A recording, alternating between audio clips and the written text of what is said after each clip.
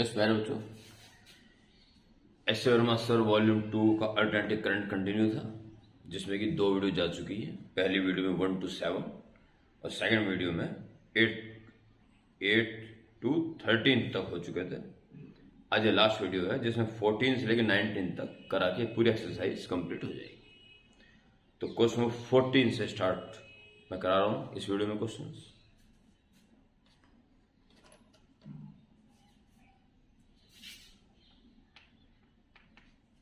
Question 14.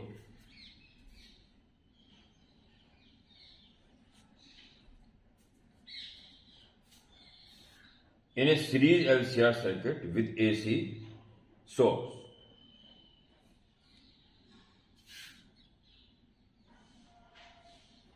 LCR circuit, series LCR circuit with AC source is there.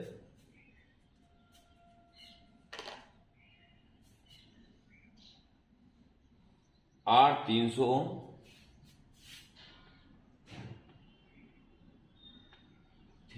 Om, C 20 microfarad,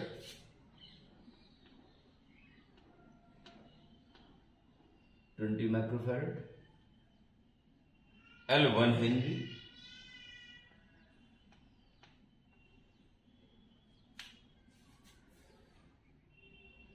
ERMS 50 volt.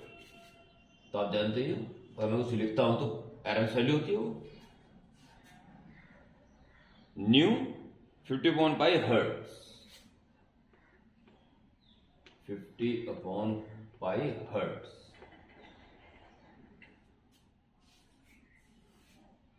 बस ये information आपके पास है। इसके बाद पार्ट ए बी, 2 पार्ट में पूछ रहा है। पार्ट ए में जानना चाह रहा है वो the RMS current in circuit.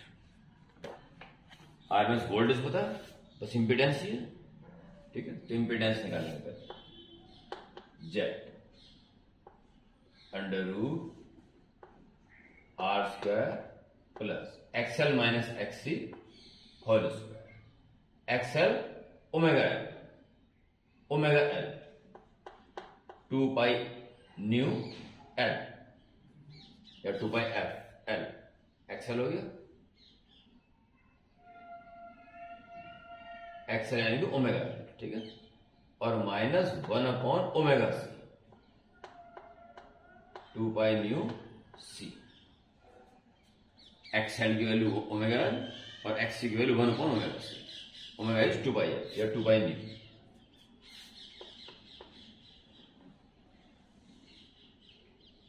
300 square plus complete square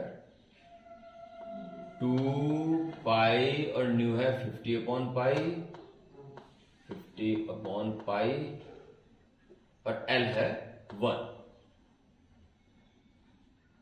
minus 1/2 pi 50/पाई एंड सी 20 माइक्रोफैरड। 20 10⁻⁶, ऊपर जाके 10⁻+6।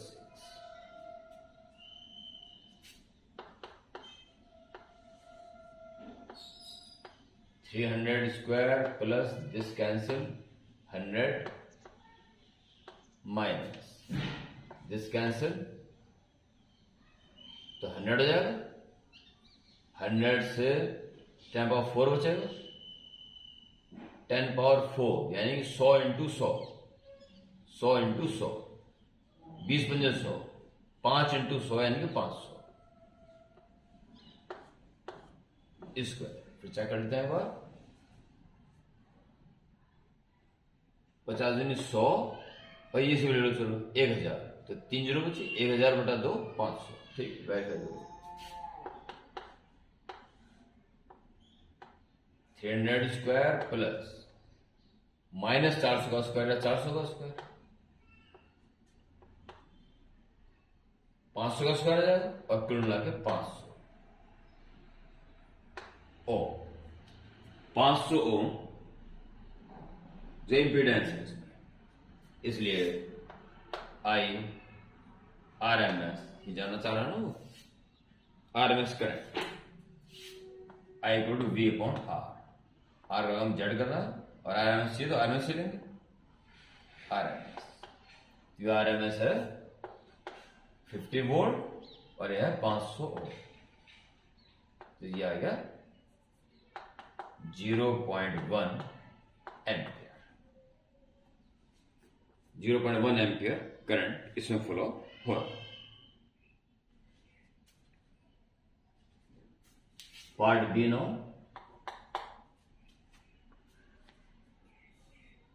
the RMS potential differences across the capacitor, resistor and inductor. RMS potentials.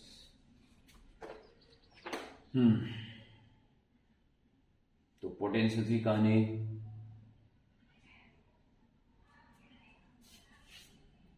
V sequence में पहले capacitor resistor CRL, CRL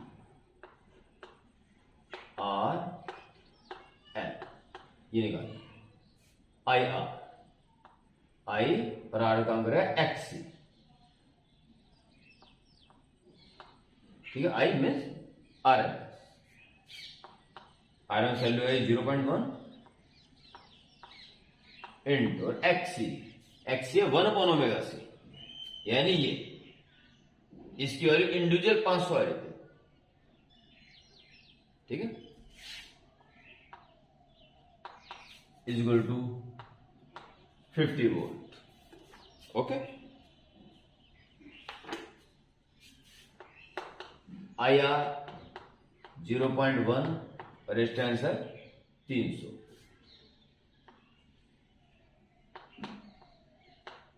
30 volt, 30 volt और last में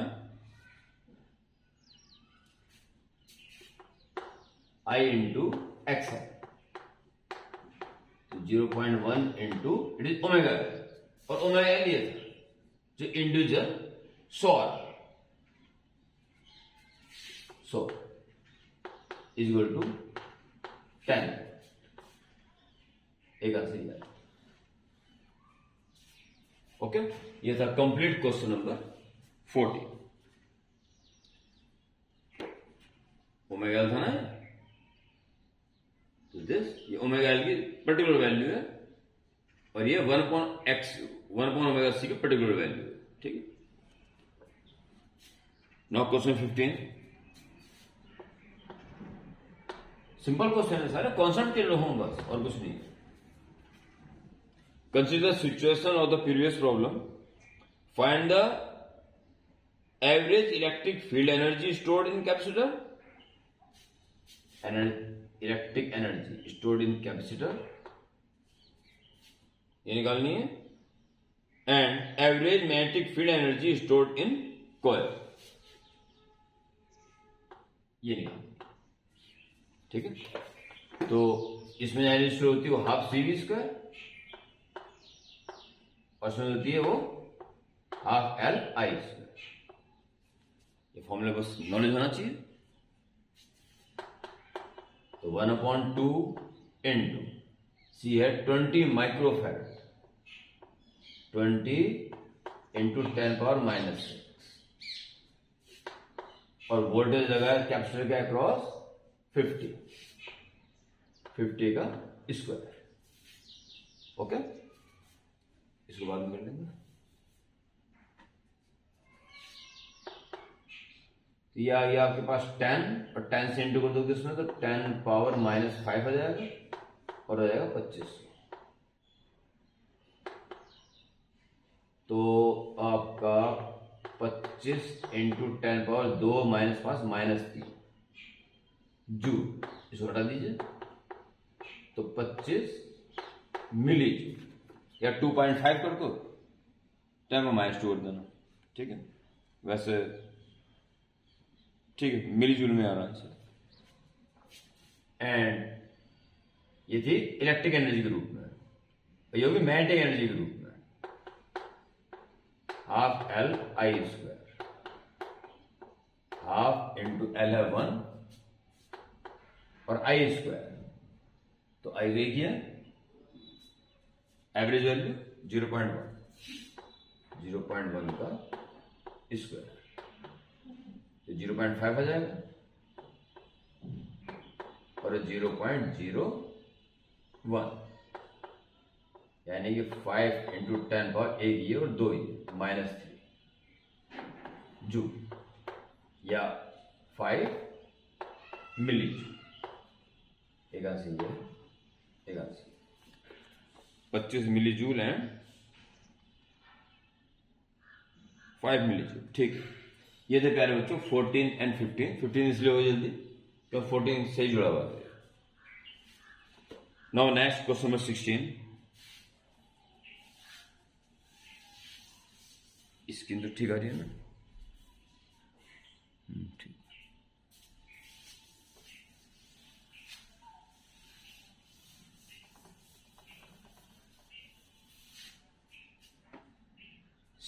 question,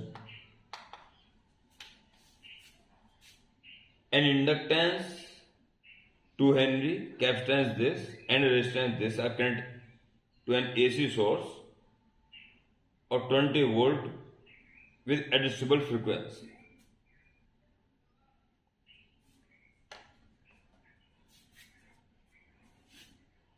Question, L C R connect to AC source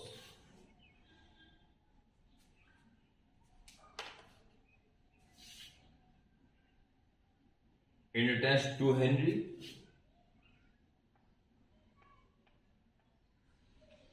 Henry, capacitance 18 microfarad,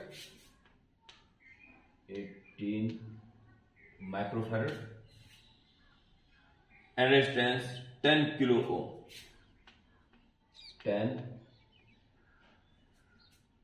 kilo ohm.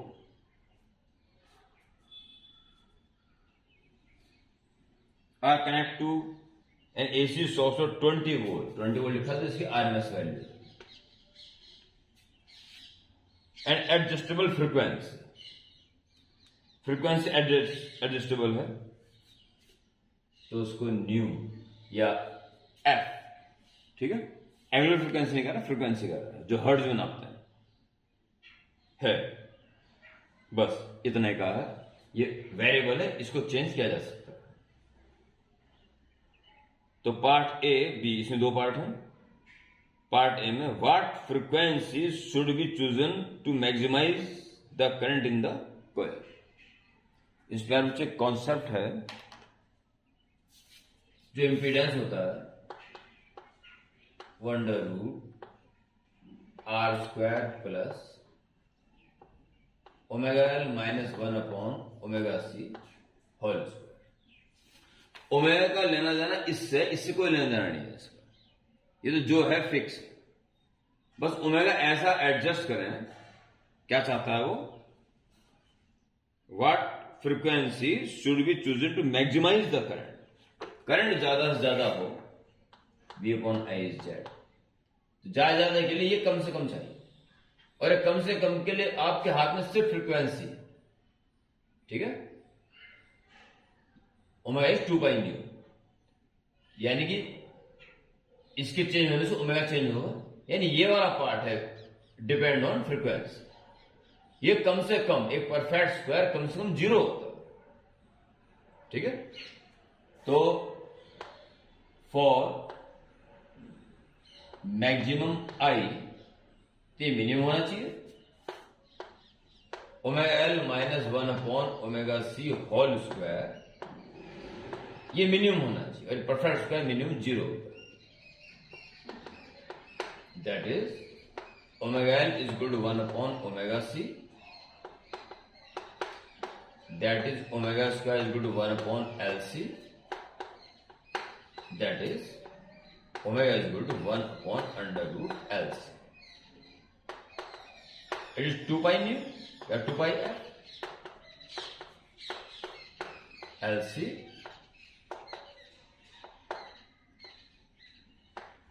This particular frequency is 1 upon 2 pi under root 1 upon L C.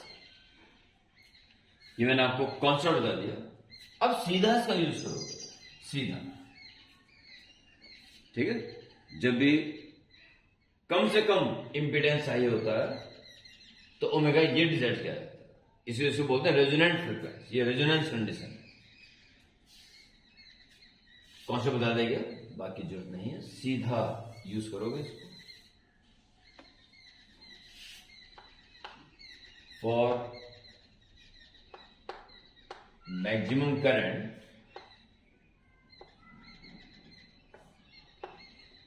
New is equal to 1 upon 2 pi under root 1 upon L C. बस calculate करना है इसको। 1 upon 2 pi under root 1 upon L C. L है 2 और C है 18 into 10 power minus 6।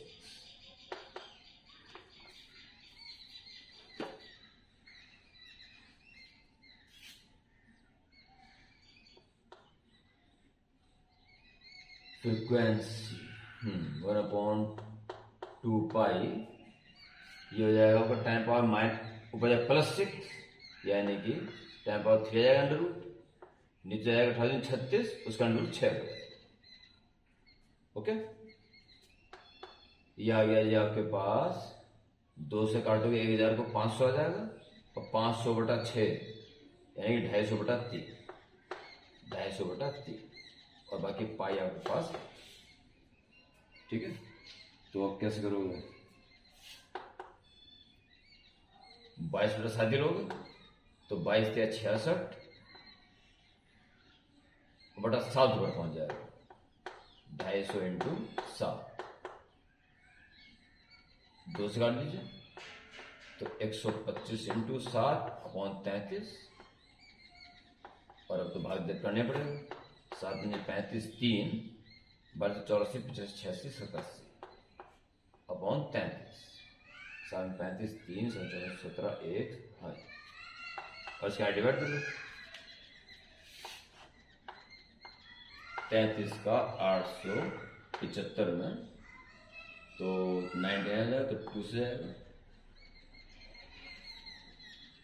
2 3 6 2 3 6 1 2 5, ये जाएगा आपका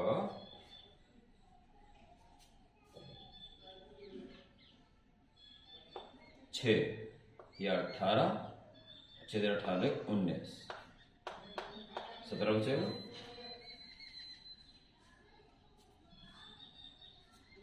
और पॉइंट के बाद 0, तो ये जाएगा आपके पास 6 जाएगा, नहीं 5 से आएगा, 5 × 15, 5 × 15 16, 5 0 1 बार जाएगा। तो फ्रिक्वेंसी होती है कि एक साइड कितनी साइकिल पूरी कर लेगा, तो 26 को पार कर जाएगा, ठीक है। तो 26 लिख सकते हो, 27 लिख सकते हो, कुछ भी लिख सकते हो, ठीक है। फिर पूरा लिखना पड़ेगा, और पार कर गया तो अगली शुरू होगी 27 हर्ट्ज, ठीक है। 26 27 लिख जाएगी जो पार हो जाती है, 26 भी लिखोगे तो नंबर मिलेंगे पूरे, क्योंकि कंप्लीट 26 ही हुई है, 27 से शुरू हुई है।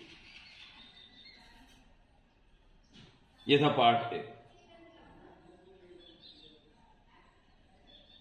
पार्ट बी कह रहा what is the value of this maximum current, ये मैक्सिमम करंट कितना होगा। ये था part A. Part B, I equal to V upon Z. तो मैक्सिमम के लिए एक मिनिमम होना चाहिए, और मिनिमम केवल आर आ जाएगा, क्योंकि आपने देखा √r² प्लस दिस स्क्वायर, और आई के मैक्सिमम होने के लिए इसको जीरो होना पड़ेगा। ओमेगा ऐसे ली जिससे जीरो हो गया, तो क्या बचा अंडर आर स्क्वायर यानी आर। इससे ज्यादा करंट नहीं आ सकता। तो वोल्टेज है 20 वोल्ट और रेजिस्टेंस है 10 किलो, 10 इंटू 10 पावर 3, 10 किलो, ये हो जाएगा 2 हो गया, 10 2 जा 20, 2 इंटू 10 पावर -3 एम्पियर या 2 मिली एम्पियर। एक आंसर ये, ठीक है। ये था complete question number 16। No 17,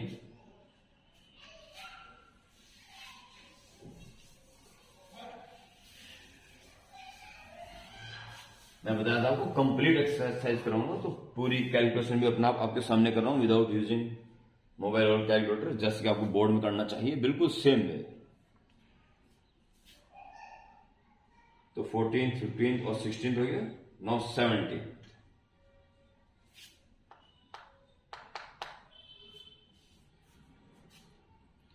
An inductor coil, a capacitor, and an AC source of RMS voltage, these are connected in series. Inductor coil,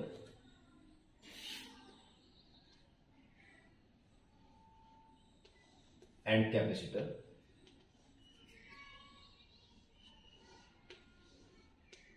AC source से connect है,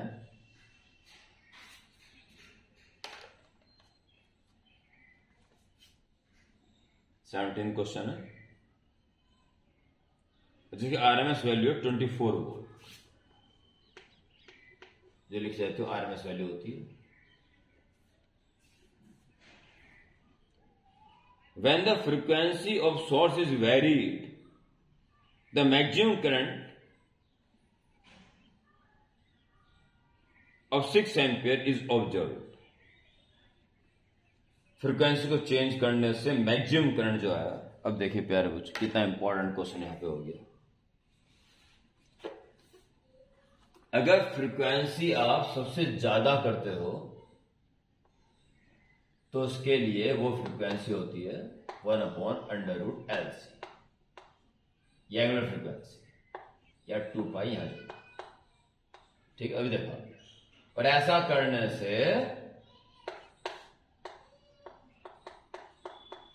XL minus XC whole ये zero हो जाता है, और are यहां फिलहाल दिखाई नहीं दे रहा, तो सारा जीरो हो गया। तो पर वो कह रहा है कि करंट है, और वो करंट 6 एम्पियर नोटिस किया गया, इसका मतलब रेजिस्टेंस है। इसका मतलब यह कॉइल पूरी तरीके से प्योर इंडक्टर नहीं है, इसमें ओमिक रेजिस्टेंस का मिश्रण है। ठीक है। An inductor coil this a capacitor and N AC source, the frequency very कर रही है, तो मैक्सिमम करंट 6 एम्पियर पाया गया, ये रेजिस्टेंस है, इसमें इसके अंदर रेजिस्टेंस का मिश्रण है।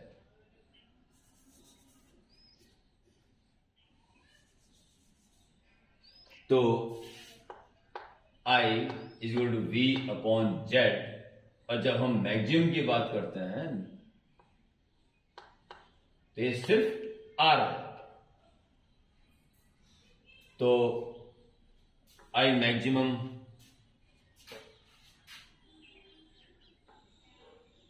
करंट ऑब्जर्व किया गया 6 ampere, 24 and R, so R is 4 ओम, यानी इसके अंदर 4 ओम रेजिस्टेंस छिपा हुआ है, जो कि दिखाई नहीं दे रहा। अब वो कह रहा है if this inductor coil is connected to battery of EMF 12 volt, इस बार हमारा आ जाता है डीसी का। अब इसी कॉइल को डीसी से जोड़ दिया गया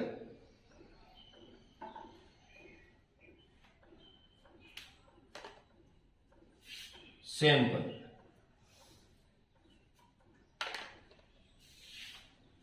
डीसी को इसे घूमने से कोई फर्क नहीं पड़ता इसका इंडक्टेंस कितना है, डीसी को फर्क पड़ता है इसके रेजिस्टेंस।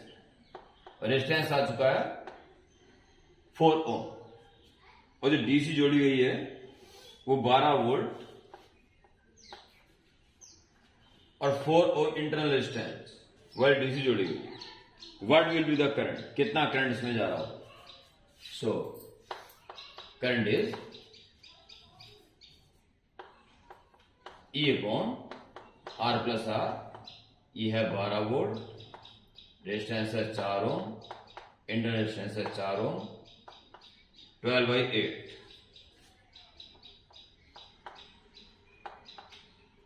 4 × 12, 4 दूनी 8, 1.5 एम्पियर। ये इसका आंसर। ओके,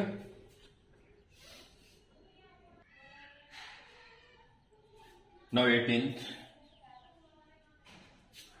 इसका कॉन्सेप्ट जानना जरूरी है, ठीक है? अगर कॉन्सेप्ट क्लियर ना हो क्वेश्चन हो नहीं पाएगा फिर। अगर ये इंडक्टर प्योर होता तो करंट इनफाइनाइट हो जाता। रेजोनेंस कंडीशन ये कहलाती है। नाउ क्वेश्चन नंबर 18, फिगर दिया हुआ है इसका, और पूरे एक्सरसाइज में एक ही क्वेश्चन में डायग्राम दिया हुआ है। टाइप का circuit of low pass filter, एक रेजिस्टेंस है और एक कैपेसिटर है।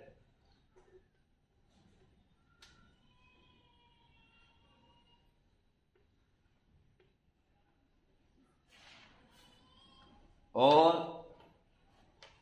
इसको ऐसे जोड़ दिया गया है और एक कनेक्शन बाहर निकाल दिया गया है, और यहां वोल्टेज दिया जाता है जिसको कहा जा रहा है इनपुट वोल्टेज VI, और इसके टर्मिनल से बाहर वोल्टेज प्राप्त किया जा रहा है, आउटपुट वोल्टेज, यानी इसके अक्रॉस का वोल्टेज है, ठीक है? और ये पार्ट कहलाता है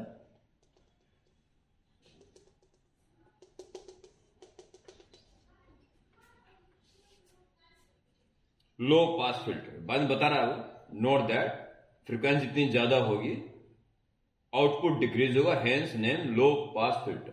जितनी ज्यादा फ्रीक्वेंसी अप्लाई करोगे उतना कम वोल्टेज वाला वोल्टेज यहां प्राप्त होगा। ख्याल से मतलब नहीं आप लो पास फिल्टर किसे कहते हैं इसकी गहराई में जाने की जरूरत नहीं है। वो कह रहा है जो इनपुट वोल्टेज है वो 10 AC वोल्टेज है 10 मिली वोल्ट का, 10 मिली वोल्ट यानी RMS वैल्यू, ठीक है? लेफ्ट एंड पे अप्लाई कर दिया गया और आउटपुट वोल्टेज राइट एंड से प्राप्त किया जाएगा। फाइंड द आउटपुट वोल्टेज निकालना है न्यू की अलग अलग वैल्यूज पे, 1 2 3 4 वैल्यूज पे जानना चाह रहा है, यानी कि आपको VO निकालना है। यानी कि इसके ये आपके पास एक CR सर्किट है और इसके अक्रॉस V निकालना है, बस सिंपल क्वेश्चन है। तो करिए start. It is question number 18।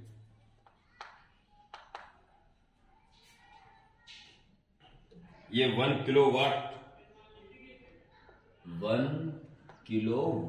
दे रखा है। वाट का तो मतलब नहीं बनता कुछ भी, वो शायद मिसप्रिंट ही हो सकती है, भाई आंसर चेक करके पता चल जाएगा। मिसप्रिंट ही होगी, वो ओम ही होना चाहिए उसे ऑब्वियसली। वाट भी लग चुका है सर। और 10 नैनोफैरड, 10 नैनोफैरड ये। तो आप निकाल लें पहले इसका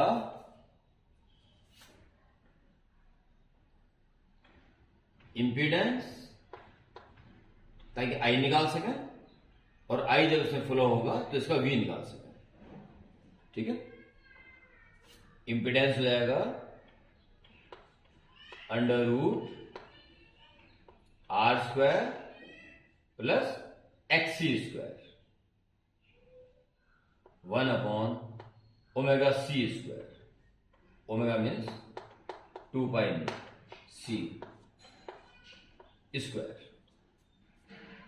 x means 1/ωc, omega is 2πf। ठीक, इट्स ओके। जितना निकल सकता है निकाल दीजिए। r² 1 kilo means 1000 square plus whole square 1/2π। अलग अलग न्यू पे हमें निकालने के लिए क्या रहा है वो, और c है 10 इंटू नैनो, 10 पावर माइनस है, ऊपर जब प्लस 9 हो जाएगा। ओके, ये हो गया √1000² प्लस ये 10 पावर, इससे अगर 10 पावर 8 बच जाएगा। और उसका ऐसे नहीं क्या कर सकते हैं कि जो अलग अलग वैल्यू कह रहा है वो भी बड़ी अजीब सी है। ठीक है, तो पाई फॉर्म में तो निकलेगा। तो अभी क्या करेंगे इसको, अभी जितना हो सकता उतना कर लें बस। 10 पावर 8 इसे कट के अपॉन 2π न्यू होल रहने जैसे क्या कर सकते हैं। ठीक है, तो ये जेड आ गया। वो चाह रहा है वोल्टेज, पहले करंट निकालेंगे। सो करंट आ जाएगा V/Z। V दे रखा है 10 मिली, यानी कि 10 पावर -3 वोल्ट, और जेड आएगा ये आपके पास √ या जेड आन दो, जेड तो हमारे हाथ में आ चुका ना, ये आ गया। तो अब वो जानना चाह रहा है क्या, वोल्टेज। सो V आउटपुट वोल्टेज यानी कि V अक्रॉस C जो हो जाएगा I इंटू XC। I निकाल चुके हो, 10 पावर ये -2 हो जाएगा, 1 -3 -2 अपॉन Z निकला हुआ है, और XC हो गया 1/ωc, 1/2π न्यू C। यह आउटपुट वोल्टेज है। ये बड़ा खतरनाक क्वेश्चन हो जाएगा, बड़ी कैलकुलेशन इसमें हाई जा रही है, पर कर क्या सकते हैं, कुछ नहीं। 10 पावर -2 अपॉन 2π न्यू, और C की वैल्यू है 10 इंटू 10 पावर -9, और बचा Z। Z है √1000²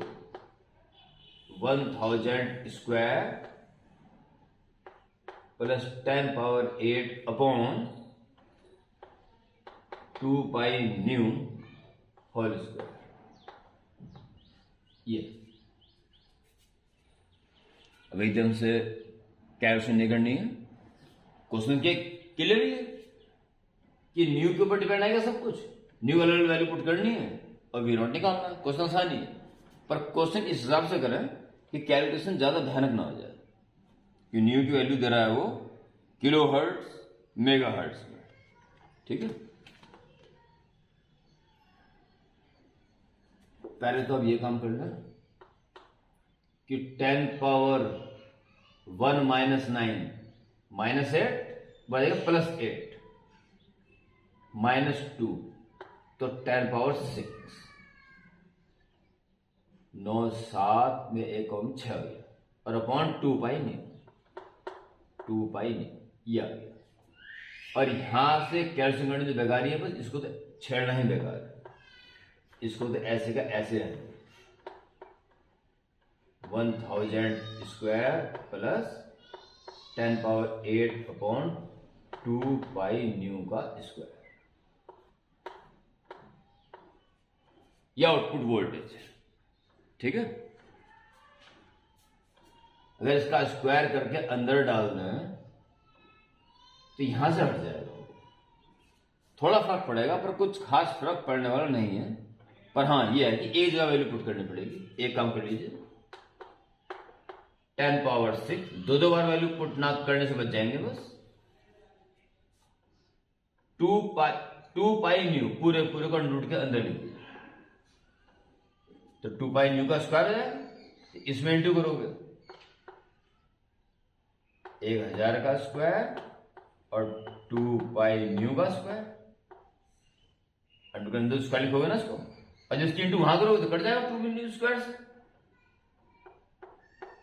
10⁻16 बचेगा बस। अब एक ही बात नहीं पड़ेगी, ये अब ठीक हो गया थोड़ा, 16, ठीक है। और 10⁻6 अपॉन ये 10⁻3, अब इसका स्क्वायर 6, ये भी 6 जीरो होगी, ये भिन्न, ये 6 जीरो होगी, तो 10⁻6 बाहर ले लीजिए, तो 10⁻6 बाहर लोगे तो बाहर आके 3 हो जाएगी वो,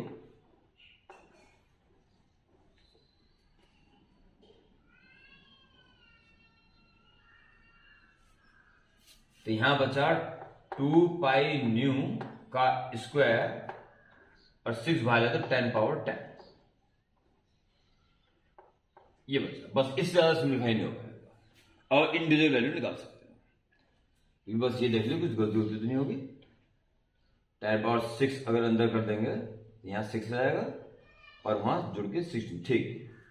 इसको कैंसिल कर देंगे, वो मैं यहां लिख देता हूं, आप तो देख लोगे दोबारा पॉज करके रिप्लाई करके, और मुझे इसकी कोई जरूरत भी नहीं है। ये क्वेश्चन पूरे एक्सरसाइज में ऐसा है जिसमें कैलकुलेशन में थोड़ी सी टाइम लग रहा है इसमें। तो जनरल आउटपुट वोल्टेज आया आपके पास, कैंसिल होने के बाद 10⁻3 बचेगा ऊपर, और नीचे whole under root 2 pi nu whole square plus 10⁻10। Okay, चलिए अलग अलग करते हैं। फर्स्ट पार्ट या पार्ट ए डाल दीजिए, A part, at nu is equal to 10 kilo hertz, 10 kilo hertz output voltage क्या है,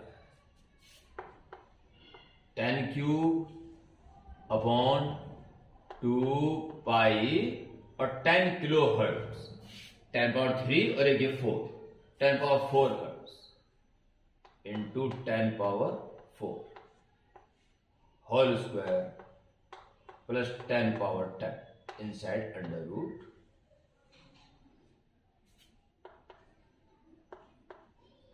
10 cube upon under root 4 pi square लगभग 10 ले लो, यहां पे 9.8 के आसपास होता है, तो 4 और 10⁻8, तो क्या लोगे इसको, अगर आप 10 ले लिया तो 40 हो गया लगभग अप्रोक्सीमेटली। अब तो जरूरत भी है करने की, नहीं तो हो ही नहीं पाएगा, तो ये हो गया लगभग 2 पाई स्क्वायर यानी 4 पाई स्क्वायर यानी कि लगभग 40 into 10⁻8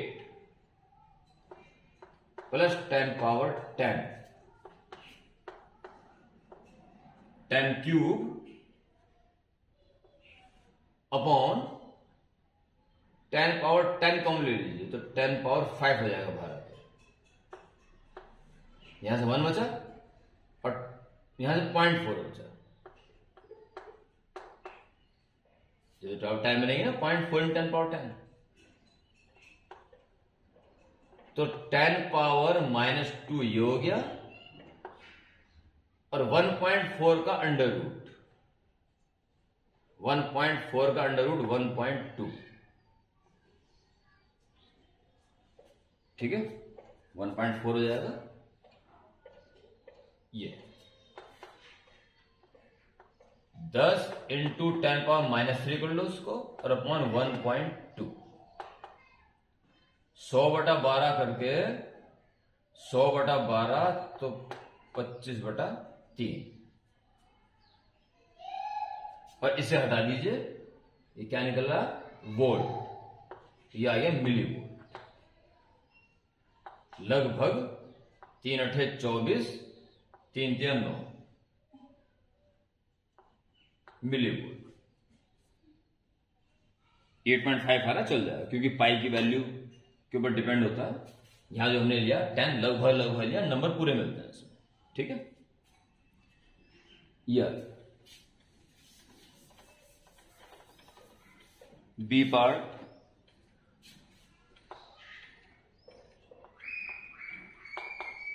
eight nu equal to, फिर कह रहा है वो 100 किलो हर्ट्ज, 100 किलो हर्ट्ज, यानी कि 10 की पावर 3 ये और 2 5 हर्ट्ज पर आउटपुट वोल्टेज कितना आएगा,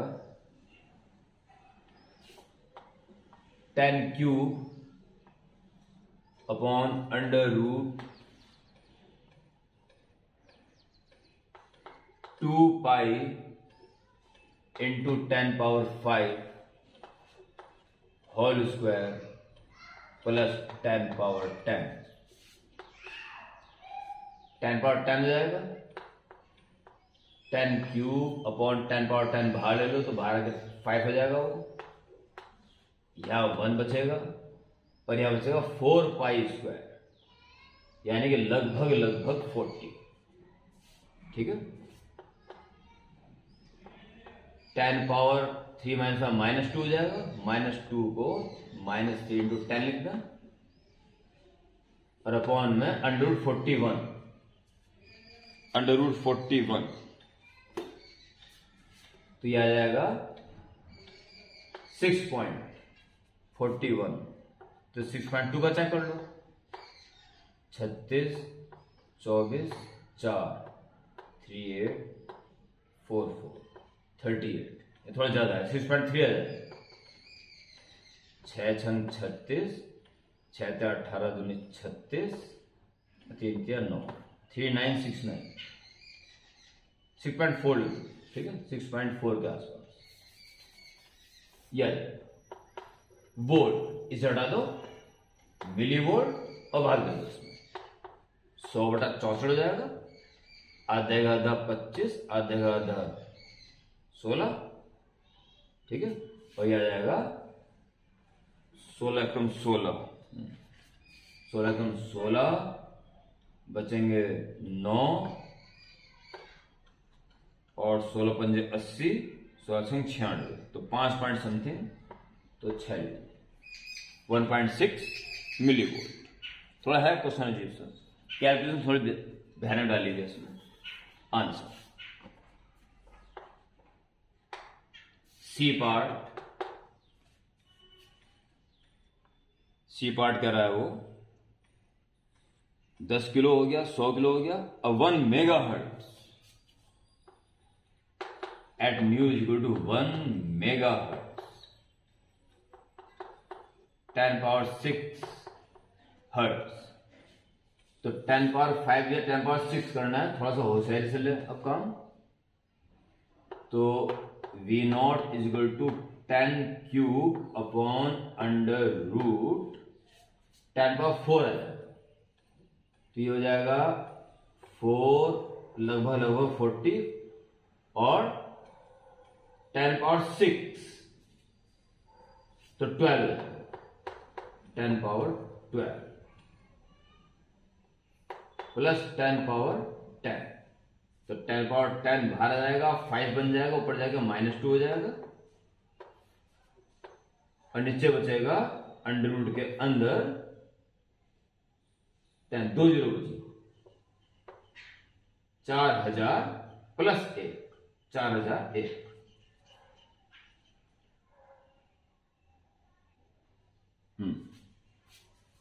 तो इक्वल टू ये वोल्ट है और इसको लिख दें 10 इंटू 10-3, तो इसको हटा दें, मिली वोल्ट आ जाएगा, और 10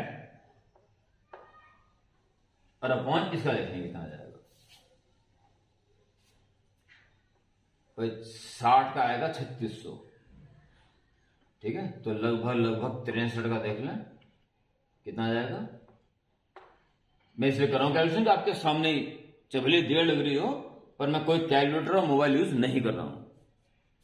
6 36, 6 18 दूनी 36 और 3 9, 3 9 6 9 63 ये आएगा, वो 40 है। अगर 4 ले लोगे तो 36, 6 चौक 24 दूनी 48 और 16,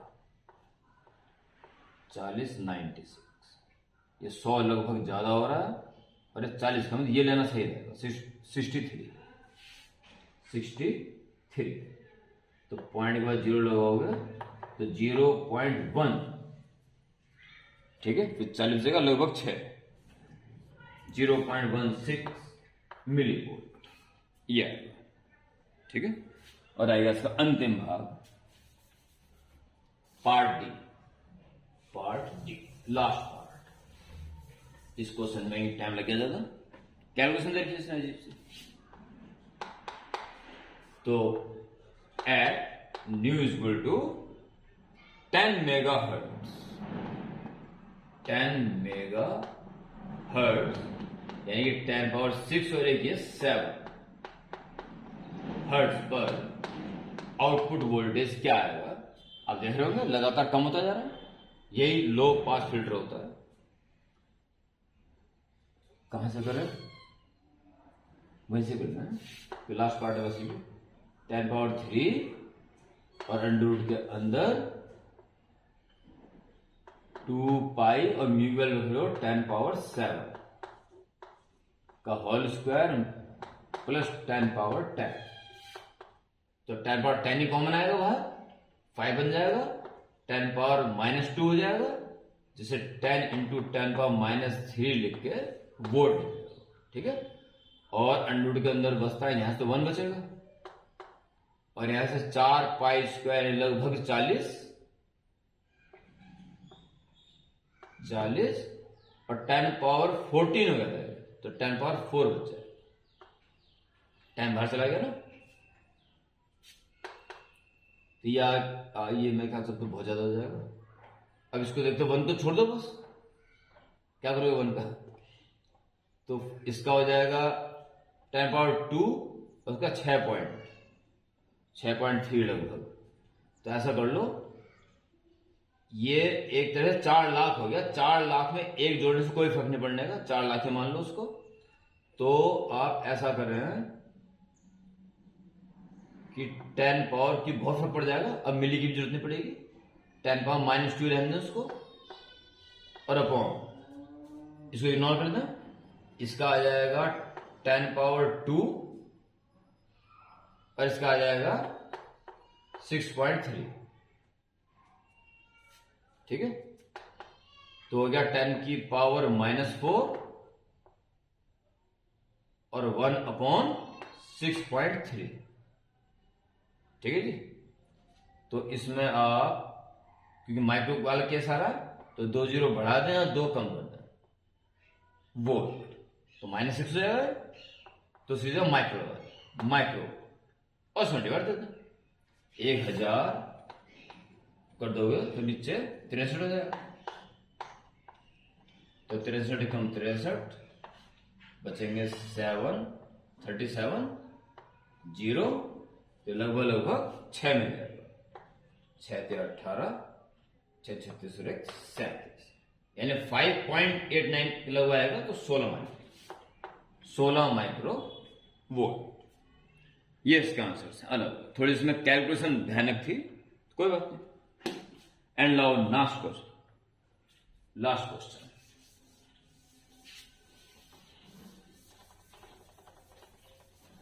19th क्वेश्चन।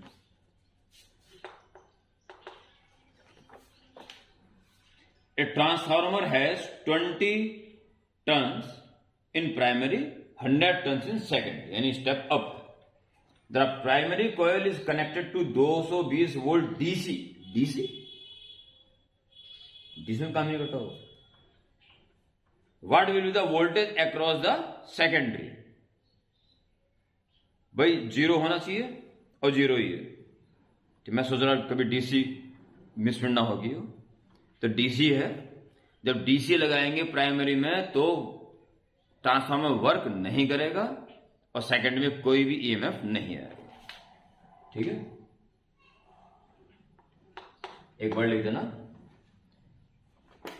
भाई, मैं तो पूरा लिख के बता रहा हूं। 0 since transformer does not work on DC।